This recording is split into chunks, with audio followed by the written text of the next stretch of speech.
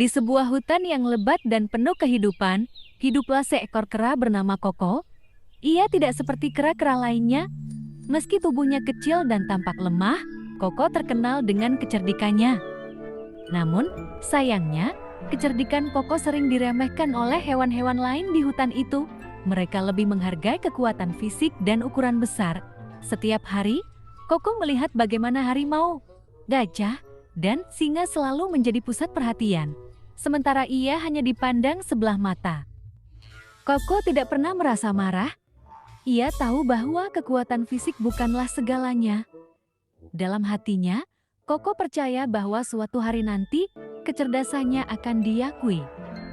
Namun, ia tidak tahu kapan dan bagaimana itu akan terjadi, hingga pada suatu hari datanglah sebuah kesempatan besar. Raja hutan, seekor singa tua yang bijaksana, merasa bahwa waktunya untuk memimpin telah usai. Usia yang semakin senja membuatnya tidak lagi sekuat dan setangkas dulu. Sang raja memutuskan bahwa sudah saatnya ia mencari penggantinya. Namun, ia tidak ingin menyerahkan tahtanya begitu saja kepada sembarang hewan. Sang raja ingin memastikan bahwa penggantinya adalah pemimpin yang sejati, yang tidak hanya kuat tetapi juga cerdas dan bijaksana. Untuk itu, Raja Singa mengumpulkan semua hewan di hutan dan mengumumkan sebuah perlombaan. Ia berkata, "Wahai semua penghuni hutan, hari ini aku mengadakan perlombaan untuk mencari penggantiku. Ada 3 tantangan yang harus kalian hadapi. Barang siapa yang berhasil menyelesaikan semua tantangan ini, dialah yang akan menjadi raja hutan berikutnya." Kabar tentang perlombaan ini menyebar dengan cepat ke seluruh penjuru hutan. Semua hewan bersemangat untuk berpartisipasi, dari yang terbesar hingga yang terkecil, para gajah, harimau, macan tutul, dan hewan-hewan besar lainnya merasa yakin bahwa mereka pasti bisa menang. Mereka merasa kekuatan dan ukuran mereka akan membawa mereka menuju kemenangan. Namun, Koko tidak gentar, meskipun ia kecil, ia tahu bahwa ini adalah kesempatan untuk membuktikan kemampuannya. Hari perlombaan pun tiba. Semua hewan berkumpul di sebuah lapangan luas di tengah hutan. Tempat Raja Singa memberikan petunjuk tentang tantangan pertama. Tantangan pertama, kata Raja Singa dengan suara menggelegar, adalah menyeberangi sungai yang deras tanpa menggunakan jembatan. Sungai ini sangat deras dan penuh dengan bebatuan tajam. Siapapun yang mampu menyeberang dengan selamat akan lolos ke tantangan berikutnya. Semua hewan mulai berpikir keras. Banyak yang mencoba menyeberangi sungai dengan kekuatan mereka. Gajah mencoba menerobos arus dengan tubuh besarnya. Tetapi ia tersapu oleh derasnya arus. Harimau mencoba melompat dari satu batu ke batu lainnya. Tetapi cakarnya tergelincir dan ia hampir tenggelam. Semua tampak putus asa, kecuali Koko. Koko memerhatikan keadaan sungai dengan saksama. Ia melihat bahwa di tepi sungai terdapat banyak pohon besar yang cabang-cabangnya saling bersambung di atas air. Tanpa ragu, Koko memanjat salah satu pohon itu, bergerak dengan lincah dari satu dahan ke dahan lain, hingga akhirnya ia berhasil menyeberangi sungai dengan aman. Semua hewan yang menyaksikan tercengang. Mereka tidak menyangka bahwa seekor kera kecil bisa mengatasi tantangan yang sulit itu. Raja Singa tersenyum puas melihat keberhasilan Koko.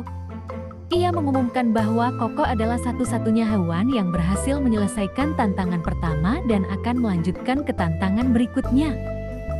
Tantangan kedua adalah mengambil madu dari sarang lebah yang terletak di puncak pohon tertinggi dan terlicin di hutan.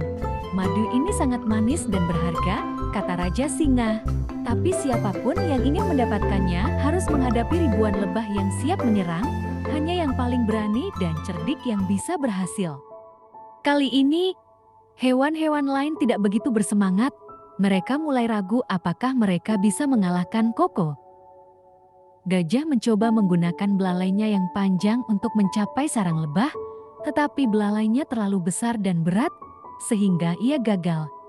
Harimau mencoba memanjat pohon itu, namun cakar-cakarnya tidak cukup tajam untuk menahan tubuhnya di atas batang yang licin. Sementara itu, Koko kembali memutar otaknya. Koko menyadari bahwa memanjat pohon licin itu dengan tangan kosong akan sangat sulit. Jadi, Ia mengambil beberapa daun besar dan mengunyahnya hingga menjadi pasta yang lengket.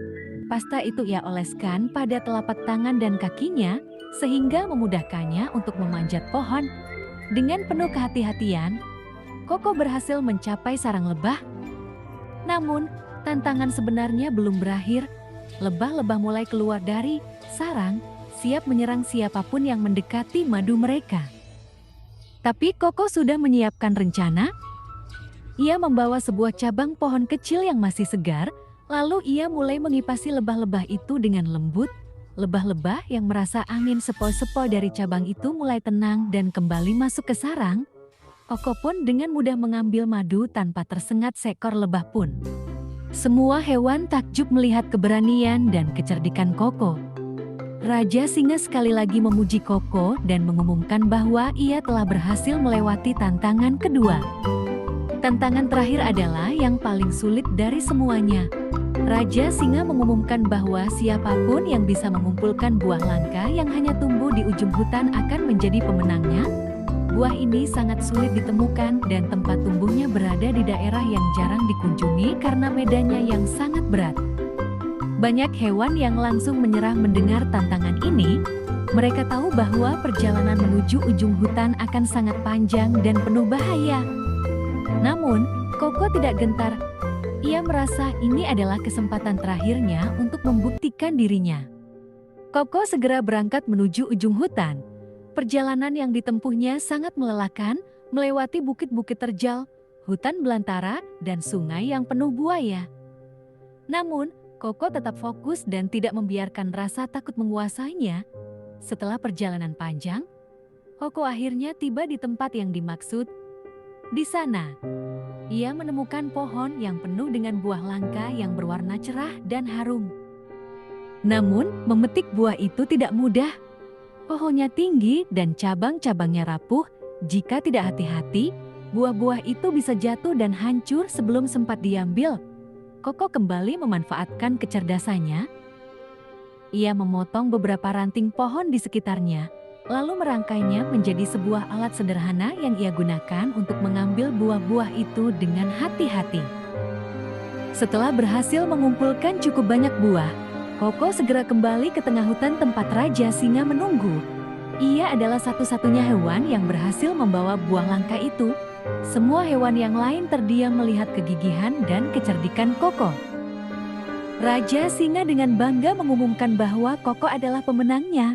Koko, engkau telah membuktikan bahwa menjadi raja tidak hanya tentang kekuatan, tetapi juga tentang kecerdikan, keberanian, dan ketekunan. Engkau adalah hewan yang paling layak untuk memimpin hutan ini. Mulai hari ini, engkau adalah raja hutan yang baru. Koko pun dinobatkan menjadi raja hutan. Di bawah kepemimpinannya, hutan menjadi tempat yang lebih adil dan sejahtera. Koko memerintah dengan bijaksana, menghargai setiap makhluk, baik yang besar maupun kecil. Di bawah pemerintahannya, semua hewan hidup damai dan mereka belajar bahwa setiap makhluk memiliki kelebihan masing-masing yang harus dihargai. Sejak hari itu, nama Koko tidak lagi dianggap remeh. Semua hewan menghormatinya sebagai pemimpin yang cerdik dan bijaksana, dan hutan yang dulu penuh dengan persaingan kini menjadi tempat yang damai dan harmonis. Koko telah membuktikan bahwa kekuatan sejati datang dari kecerdikan, keberanian, dan ketekunan, bukan dari ukuran atau kekuatan fisik semata.